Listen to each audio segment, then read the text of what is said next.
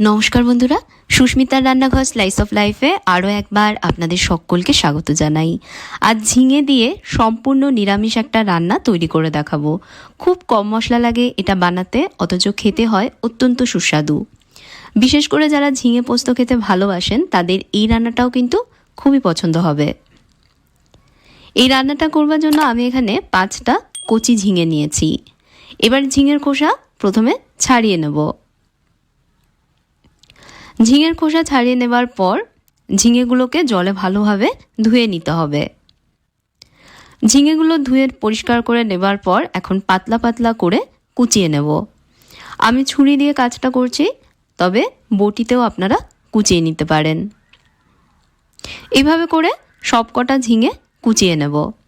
আমি এখানে ঝিঙেগুলোকে দেখুন কুচিয়ে নিয়েছি।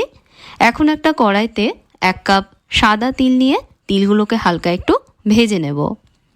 আমি তিল স্টোর করবার আগে সবসময় হালকা একটু ভেজে নিয়ে স্টোর করি, এতে তিলে পোকা লাগে না আর দীর্ঘদিন অবধি ভালো থাকে।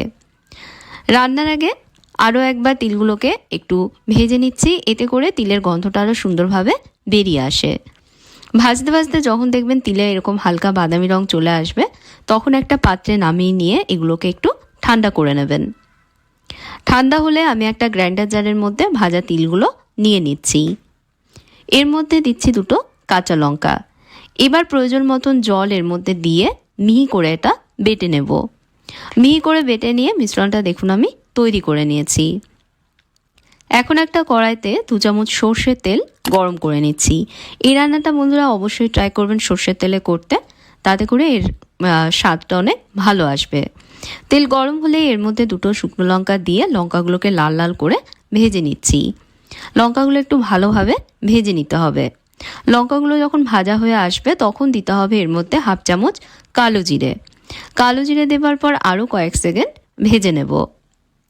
এবার আগে থেকে কুচিয়ে রাখা ঝিঙের টুকরোগুলো এর মধ্যে দিয়ে দেব। দেবার পর খুব ভালোভাবে ঝিঙে ভেজে নেব। ভাজবার সময় এর মধ্যে দেব স্বাদ মতন নুন। আমি পরে আর নুন দেবো না, আমি একেবারেই এখন নুন দিয়ে দিচ্ছি, সেই বুঝে দিচ্ছি, আপনারাও বুঝে এর মধ্যে নুন দেবেন। ঝিঙের সাথে নুন মিশিয়ে নিয়ে কড়াইটা লো মিডিয়াম আঁচে 2 মিনিটের জন্য ঢেকে দেব। এতে ঝিঙে থেকে জল ছাড়বে আর তাতে করে ঝিঙে তাড়াতাড়ি মজে যাবে। 2 মিনিট পর আমি কড়াইয়ের ঢাকা সরাচ্ছি।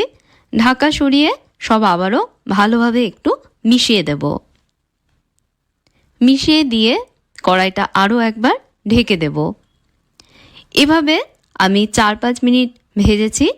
দেখুন এর থেকে বেশ জল ছেড়েছে আর জল ছেড়ে ঝিঙে সুন্দরভাবে মজে গেছে। এখন দেব এর মধ্যে 1/2 চামচ হলুদ গুঁড়ো আর সামান্য একটু দেব লঙ্কা গুঁড়ো। লঙ্কা গুঁড়োটা সম্পূর্ণ অপশনাল। ব্যাস, আর কোনো মশলা কিন্তু বন্ধুরা এই রান্নায় লাগে না, একদম নামমাত্র মশলা এটা তৈরি করে নেওয়া যায়, কিন্তু এর স্বাদ হয় অসাধারণ। ঝিঙের সাথে হলুদ গুঁড়ো লঙ্কা গুঁড়ো ভালোভাবে মিশিয়ে নিয়ে ঝিঙে ভেজে নেব। যতক্ষণ একদম ভাজা ভাজা হয়ে না আসছে ততক্ষণ কিন্তু কড়াইটা ঢাকা চাপা দিয়ে কম আঁচে ভাজতে হবে। এভাবে আমি আরও 2-3 মিনিট ভেজেছি। এখন দেখুন ঝিঙে একদম ভাজা হয়ে সেদ্ধ হয়ে গেছে।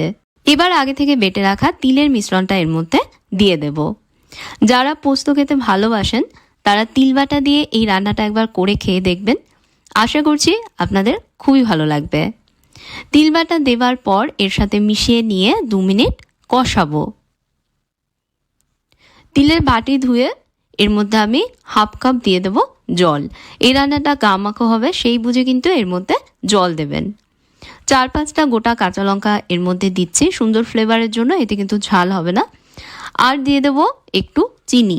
আমি 1/2 চামচ মতন চিনি দিচ্ছি, আপনারা নিজেদের স্বাদ মতন দেবেন। এই রান্নাতে অবশ্যই কিন্তু বন্ধুরা একটু চিনি দিতে হবে, তাহলেই এর টেস্টটা সুন্দরভাবে ব্যালেন্স হবে। দেবার পর সব আবারও মিশিয়ে দেব। মিশিয়ে দিয়ে কড়াইটা ঢেকে দিয়ে একদম কম আঁচে 3-4 মিনিটের জন্য এটা রান্না করব। 3-4 মিনিট পর আমি ঢাকা সরাচ্ছি। সাইড থেকে দেখুন বন্ধুরা তেল ছেড়ে দিয়েছে। রান্নাটা আমার একদম কমপ্লিট। এবার একটা পাত্রে এটা তুলে নেব। তো এই ছিল তিল বাটা দিয়ে সহজ সুস্বাদু নিরামিষ ঝিঙের রেসিপি। আপনারা এই রান্নাটা বাড়িতে অবশ্যই একবার ট্রাই করে দেখবেন, আশা করছি আপনাদেরও ভালো লাগবে। আর ভালো লাগলে ভিডিওতে লাইক দিতে ভুলবেন না, ভিডিওটা শেয়ার করবেন আপনাদের বন্ধু পরিবারের সাথে, আর চ্যানেলে সাবস্ক্রাইব করে নিয়ে পাশে থাকা বেল আইকনে প্রেস করবেন, সাথে ফেসবুক পেজেও আমায় ফলো করবেন। তাহলে আজকের মতন বিদায় নিচ্ছি বন্ধুরা, আপনারা ভালো থাকবেন, ভালো রাখবেন, ধন্যবাদ।